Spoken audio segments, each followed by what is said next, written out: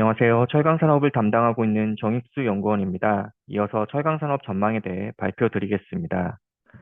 2026년 철강산업 인더스트리 아웃룩은 비우호적, 크레딧 아웃룩은 부정적으로 전망하고 있습니다. 세부 내용에 앞서 최근 거시환경 변화가 철강산업에 미치는 영향을 간략히 살펴보겠습니다.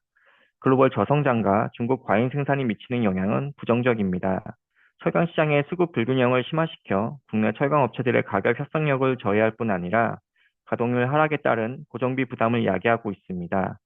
보호무역주의와 원화 약세 영향도 다소 부정적입니다. 미국발 관세 전쟁이 현실화되면서 국내 철강사들의 수출 판로가 좁아지고 있습니다.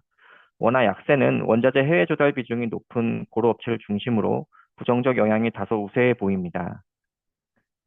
이제부터는 철강 산업 전망에 대해 본격적으로 설명드리겠습니다. 2026년 철강 산업의 인더스트리 아웃룩을 비우호적으로 판단했습니다. 세계 철강 시장의 저성장이 고착화되는 가운데 2026년에도 국내 철강 소비는 건설 경기 침체와 수출 불확실성 하에 부진한 흐름을 이어갈 전망입니다. 중국 부동산 시장이 회복되지 못하면서 중국의 철강 수출 공세도 단기간 해소되기는 어려워 보입니다. 이로 인해 주요 철강사들은 간산 및 설비 조정과 같은 자구안을 실행 중이며 최근 정부의 지원도 가시화되면서 국내 철강 산업이 재편 흐름을 보이고 있습니다. 세계철강협회에 따르면 2026년 세계 철강 수요는 지난 4년간의 역성장을 딛고 증가세로 전환될 것으로 보았습니다. 다만 최대 시장인 중국의 감소세가 지속되면서 증가폭은 1.3%에 그칠 전망입니다. 국내 상황은 좋지 않습니다.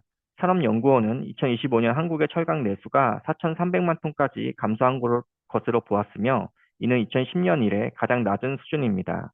더욱이 2026년에도 4,300만 톤대에서 정체될 것으로 전망하고 있습니다.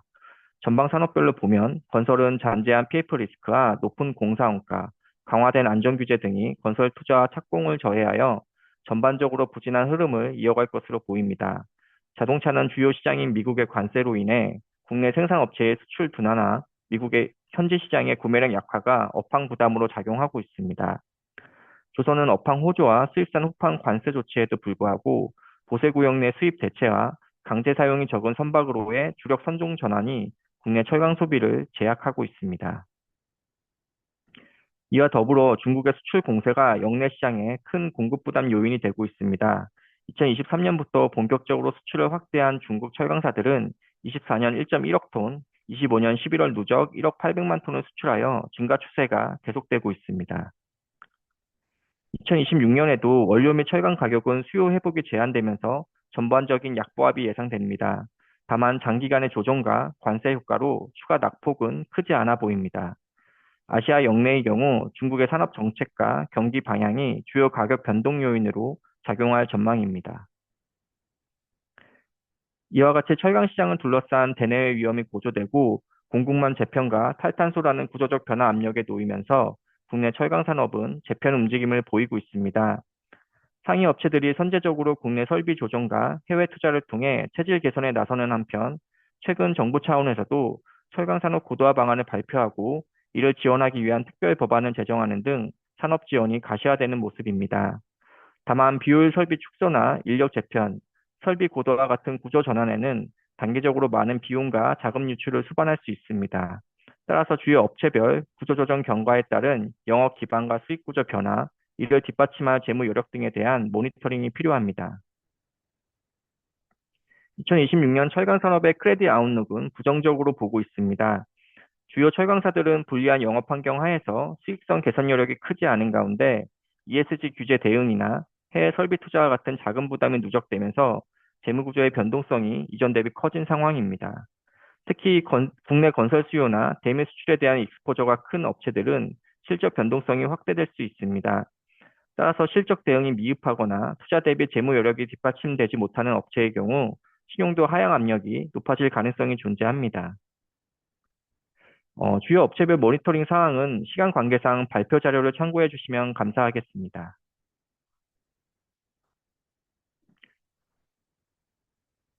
다음은 시장에서 주로 관심 있는 사항을 FAQ로 정리하였습니다.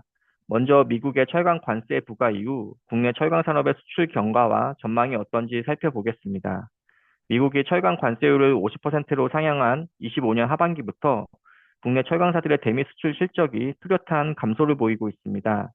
기존 쿼터가 없어졌음에도 불구하고 고관세가 상당한 수출 제약 요인으로 작용하고 있음을 보여줍니다. 특히 대미 의존도가 높은 강간의 25년 하반기 수출량은 전년 동기보다 22% 감소했으며 수출 채산성도 이전 대비 크게 낮아진 상황입니다. 내수시장마저 판매 부진과 가격 하락 압박이 지속됨에 따라 오른쪽 그림에서 보듯 주요 강간사 합산 영업이익률이 빠르게 저하되고 있습니다. 강간 다음으로 미국 익스포저가 큰 컬러 강판도 저조한 수익성이 지속되고 있습니다. 미국뿐 아니라 주요 수출 시장인 유럽과 멕시코도 무역 장벽이 강화되면서 컬러 강판의 수출 불확실성은 심화되는 상황입니다. 단기적으로 미국의 강력한 관세 정책과 상대국들의 보호무역 대응하에 수출 환경의 어려움은 지속될 전망입니다.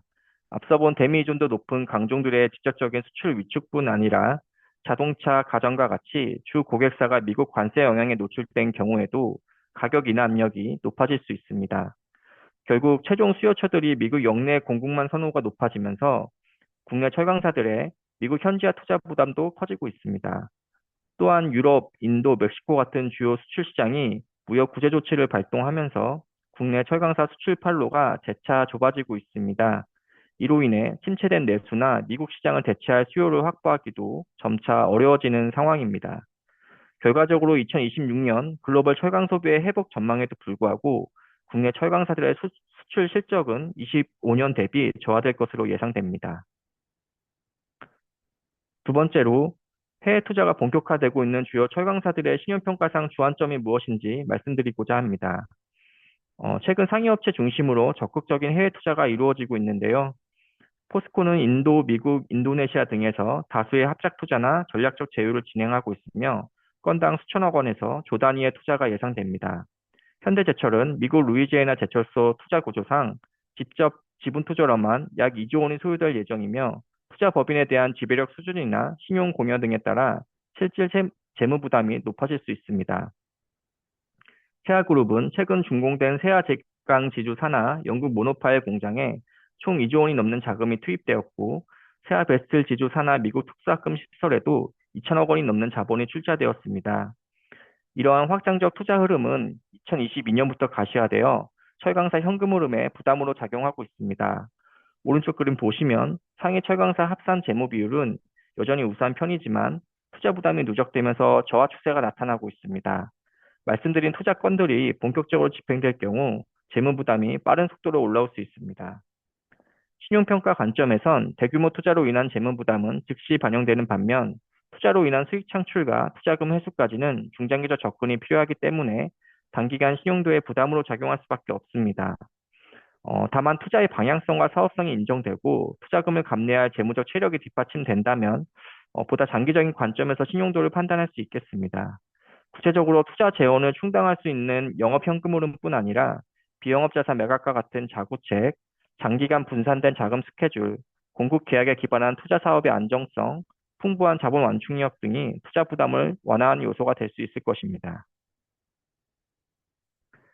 마지막으로 최근 정부의 철강산업 지원 방안에 대한 의견을 좀 제시하고자 합니다. 지난 11월 정부가 철강산업 고도화 방안을 발표한 데 이어 철강산업 경쟁력 강화 및 탄소중립 전환을 위한 특별 법안이 국회를 통과하면서 국내 철강산업을 지원하기 위한 제도적 기틀을 마련된 것으로 보입니다. 여기에 경쟁력 약화 품목에 대한 설비 조정, 불공정 수입 대응, 제품 고도화 및 저탄소 공정 전환에 대한 지원 등을 주요 정책 과제로 삼고 있어 중장기적으로 국내 철강 산업의 체질 개선에 기여할 수 있을 전망입니다.